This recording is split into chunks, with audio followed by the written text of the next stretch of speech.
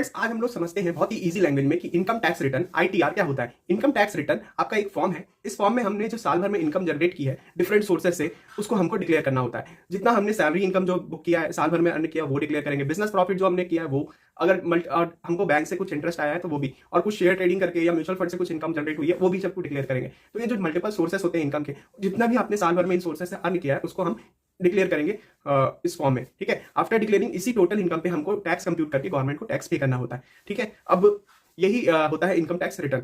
Multiple forms होते हैं available आपके पास, ITR 1, ITR 2, ITR 3, इस तरीके से अलग अलग कंडीशन में ये फॉर्म्स आपके ऊपर एप्लीकेबल होते हैं। सपोज आपके ऊपर आपका कोई बिजनेस का इनकम नहीं है तो आपके लिए ITR 1 है, ITR 2 में, ITR 3 उनके लिए है जो आपका बिजनेस करते हैं उनके लिए। तो ऐसे कैटेगरी वाइज आपके पास फॉर्म्स अवेलेबल होते हैं, लेकिन सभी फॉर्म्स में आपको इनकम का ही डिक्लेरेशन करना होता है, सेल्फ डिक्लेरेशन, कि हमने इतने इतने इनकम जनरेट की है इन सोर्सेज से, और उस पर हमने टैक्स कंप्यूट करके गवर्नमेंट को पे करना है। टैक्स भी on the basis of slab calculate हो जाता है और हम उसको पे कर देते हैं। ठीक है, अब एक रिटर्न फाइल करने की बेनिफिट्स और एडवांटेजेस के बारे में जानते हैं। तो सबसे पहला एडवांटेज है इजी लोन अप्रूवल। अगर आप इनकम टैक्स रिटर्न फाइल करेंगे तो आपका जो लोन है, क्योंकि आप जब बैंक में लोन लेने जाएंगे तो बैंक आपसे पूछेगी आपका इनकम कितना है साल भर का, तो आप जितना भी बताएंगे इनकम, जैसे आप सपोज आपने बताया 5 लाख का आपने साल भर में कमाया, तो बैंक बिलीव नहीं करेगी। इसके लिए आपको क्या करना पड़ेगा, ITR फाइल करना पड़ेगा।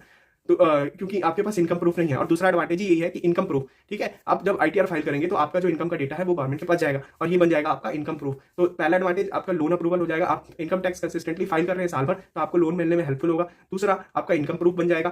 थर्ड, आप अगर आपको किसी पार्टी ने TDS डिडक्ट किया, मीन्स आपके ऊपर कोई टैक्स लायबिलिटी आती ही नहीं है, लेकिन आपने TDS कट पाया कहीं पे, तो आपको रिफंड करने के लिए ITR फाइल करना पड़ेगा। देखो, रिटर्न सबके लिए जरूरी नहीं कि टैक्स लायबिलिटी आएगी। यूजुअली जो आपका 2.5 लाख से इनकम ज्यादा है तो आपका ITR फाइल करना ही चाहिए। ठीक है, अगर आपका 2.5 लाख से कम भी इनकम है तो आप नो टैक्स रिटर्न फाइल कर सकते हैं, उसमें आपकी लायबिलिटी नहीं आएगी। और 2.5 लाख से भी ज्यादा है इनकम आपकी तो जरूरी नहीं कि आपका टैक्स लायबिलिटी ही आएगा। ठीक है, बहुत सारे आपका डिपेंडिंग अपॉन दिस स्लैब आपका लायबिलिटी कैलकुलेट होता है। ठीक है, तो ITR जरूर फाइल करें। फोर्थ एडवांटेज की बात करूं मैं तो उन लोगों के लिए जो बिजनेस रन करते हैं और गवर्नमेंट टेंडर्स को अप्लाई करते हैं, तो उनके लिए बहुत जरूरी होता है ITR फाइल कराना। अगर आप बिजनेस करते हैं और आपका पिछले प्रीवियस ईयर में आपका लॉस था और इस ईयर में आपको प्रॉफिट है, तो आप अगर प्रॉफिट से लॉस को सेट ऑफ करना चाहते हैं तो आपको ITR फाइल करना चाहिए। नेक्स्ट, अगर आपने ITR फाइल नहीं किया तो गवर्नमेंट को पता ही नहीं लगेगा कि आपको पिछले साल में लॉस था। तो ये सारे एडवांटेजेस होते हैं ITR फाइल करने के लिए। अब ITR फाइल प्रिपेयर कैसे करना है, फाइल कैसे करना है, कौन सा फॉर्म कब एप्लीकेबल होगा, किस SSC के लिए एप्लीकेबल हो, सारा चीज जानने के लिए और सीखने के लिए आज ही हमारा कोर्स एनरोल करें। Thank you for watching.